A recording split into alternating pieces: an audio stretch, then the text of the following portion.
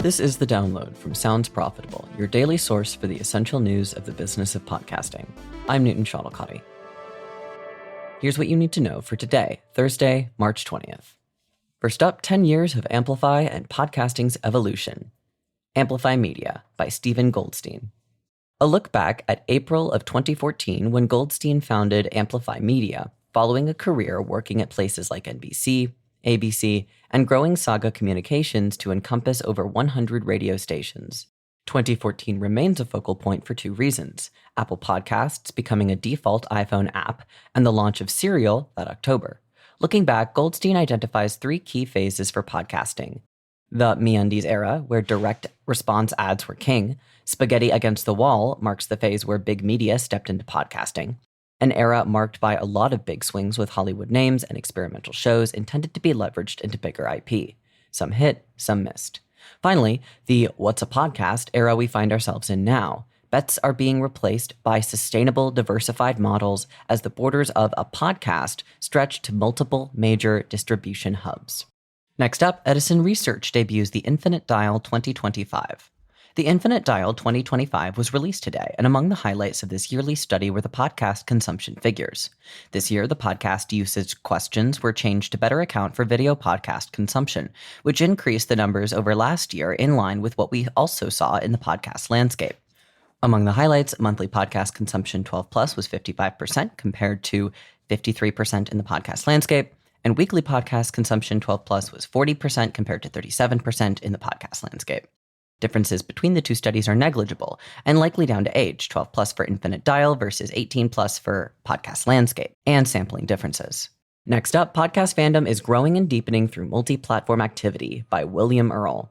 Variety covered a new white paper from Wondery titled The Fandom Phenomenon. The report surveyed 3,000 American podcast listeners aged 13 and up, produced by Dentsu and Edison Research. 46% of respondents say the podcasts they love the most are their favorite form of entertainment. They're also seeking podcasts outside the usual expectation of social media, though 68% do still look on social media. 43% of respondents look for podcast-related content in TV and books, with the report suggesting this shows podcast talent and studios have the opportunity to scale their brands into multimedia franchises.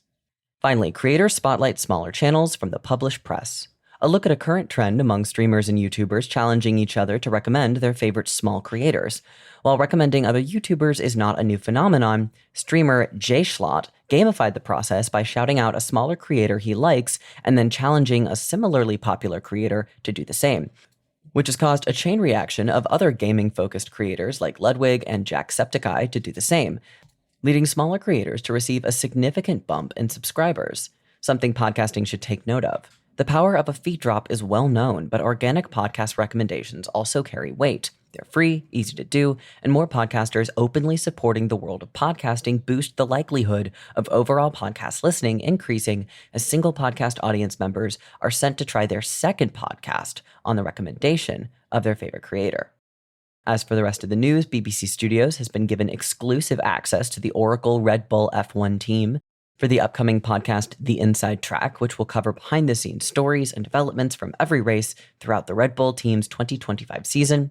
And Nielsen has released their Global Media Planning Report for 2025, focusing on three key trends in media: balancing traditional and emerging digital media, embracing retail media advertising, and adjusting to changing media consumption habits.